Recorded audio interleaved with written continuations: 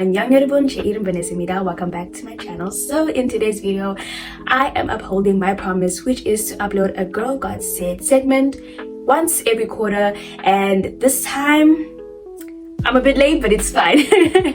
In today's episode, I want to take the time to firstly go and reflect about what the second quarter was like, give you guys some updates that I didn't share in my other videos, but also just to share some observations and the things I've had to learn in the second quarter. So without further ado, let's jump into this segment.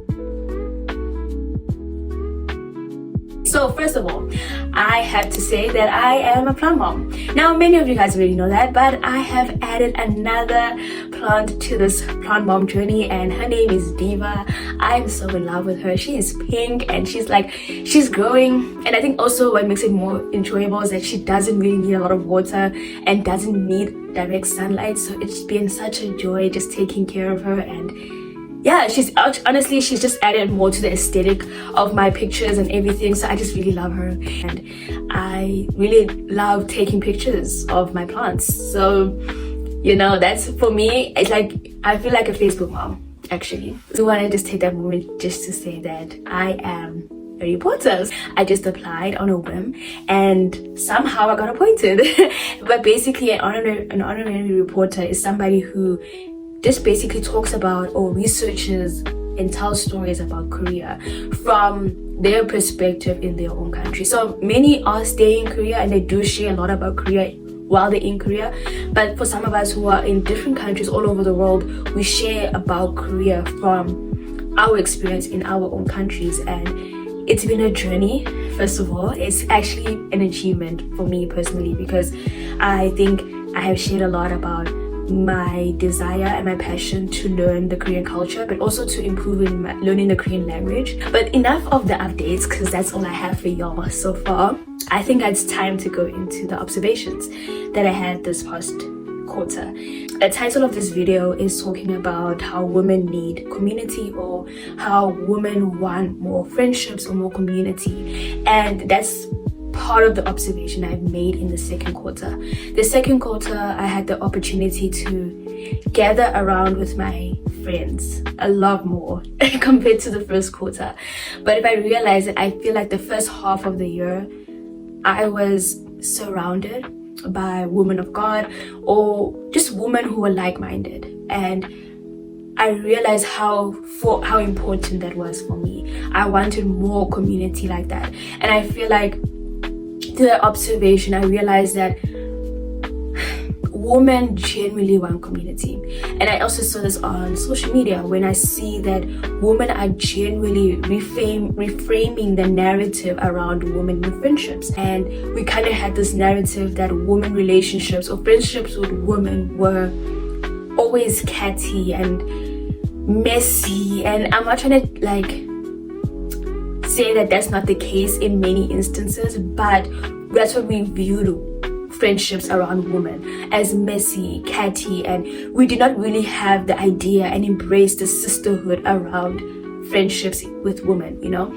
So I think recently on social media, I've gotten to see how women are more drawn to wanting to have relationship or friendship with other women. They want to be in community with other women. I've seen how many communities can arise out of women these days. A woman starts a book club and a woman want to be there, or Bible study, or a K-drama club, for example. Even on this channel in itself, I've connected with so many women just because of my love for K-drama. And we connect just because we love K-drama, and we have this funny chats, we send memes and everything like that. You know, we support each other on our journey and everything. I love it. But what I'm observing, that the fact that women do want community, I think it's also very important to be careful who we surround ourselves with. With that being said, I want to take this moment just to also add my 2 cents on the essential things that the Bible teaches us about friendship. Number 1 is taking the time to know people before calling them your friend is wise, especially in the Christian sense, but also with women. We're very welcoming, so we're quick to call everybody our friends, our besties. But it's not always wise because we haven't taken the time to get to know them. And I believe when we take the time to get to know them, we get to understand their fruits, we get to understand their character. I mean, scripture also says that bad company corrupts good character. So you also would not understand if this person is bad company if we just quickly assume that this person is gonna be our best friend, or without even getting to know them, we just immediately equate or identify them as our friends.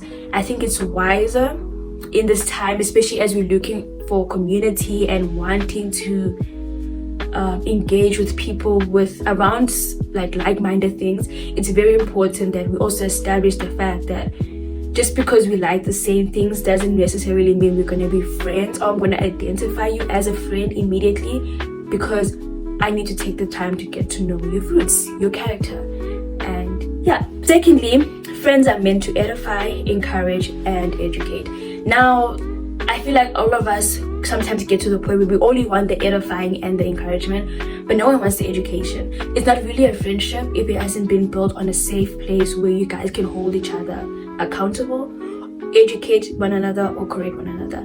I think it's so important that we learn that friendships are meant to be around people who are going to support you, yes, and speak life into you, yes, but also people who are going to correct you, who are gonna say things as it is, as a friend, obviously in love. Because I feel like there's some people who just do it so mean and out of hate and out of but I'm talking about those who approach you out of love, who genuinely want to see you grow.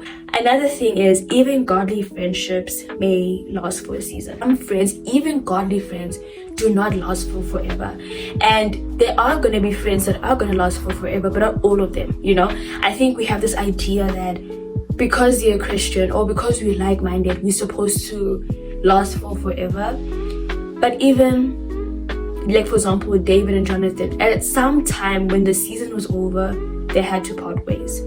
And that's what happens to many of us in our circles or in our communities. There will be a time where we have to part ways.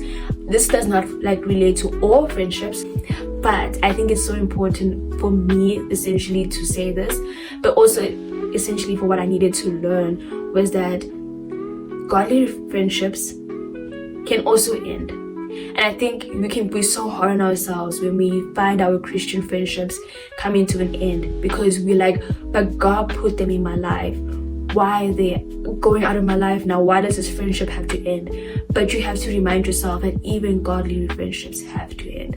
Thank you so much again for joining me on today's episode. It's been a pleasure to have this chat with you. To see you next time.